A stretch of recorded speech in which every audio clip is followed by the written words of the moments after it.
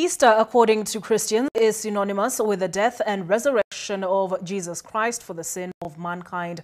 However, somewhere in Bungoma, a self-proclaimed Jesus has refused to take on death for the sake of his brethren.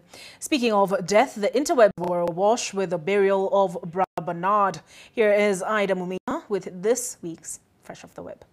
It's Easter, and according to the good book, this is a season where Christians commemorate the death and resurrection of Jesus Christ. Now, as you may or may not know, there is a self-proclaimed savior from Tongaren, Bungoma. His name, Yesu wa Tongaren. And the question on many people's lips is, will he be laying down his life for his brothers? Hilo swali nilisema nitajibu kulingana na maandiko Ibrania 9:28. Vivyo hivyo Kristo naye alijitoa dhabihu mara moja tu kwa ajili ya kusiondoa dhambi za wengi.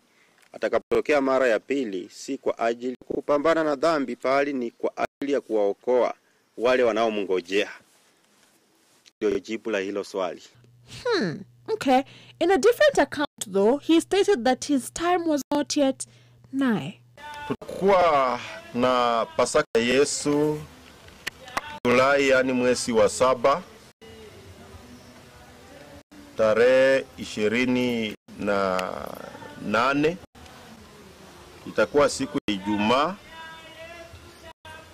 29 siku ya Sabato, Jumamosi, na itatamatishwa tarehe 30 siku ya ufufuo, ambayo ni siku ya kwanza ya wiki ya Jumapili. Well, that's funny because the interwebs believe you had your proverbial final supper last night. Okay, all that aside though, what do the brethren feel about his unwillingness to go to the cross? Kama wakazi wa Bungoma, tunasema kama huyu jamani Yesu wa ukweli, lazima aende kwa msalaba. Easter imefika, and personally I'm going to mobilize more than 5,000 people.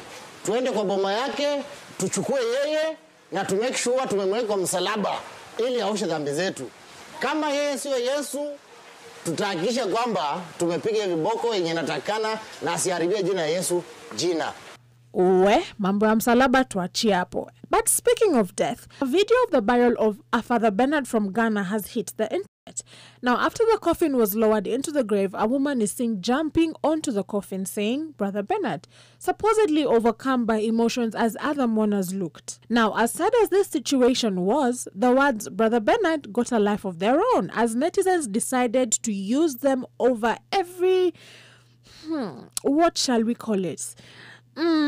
Fall.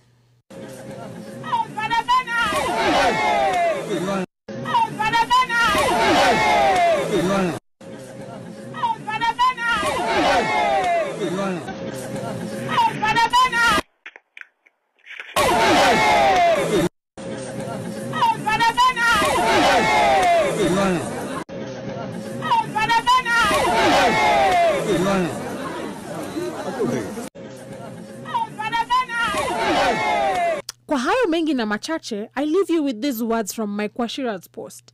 And it goes, respect yourselves this holiday. If you don't know English, just type Happy Easter. I don't want to see posts like, "He aroused. He has arisen. He is rising. He rose from the dead." Someone even posted, "He has resigned." Well, that being said, Happy Easter. Ida Mumina, Fresh Off the Web and TV.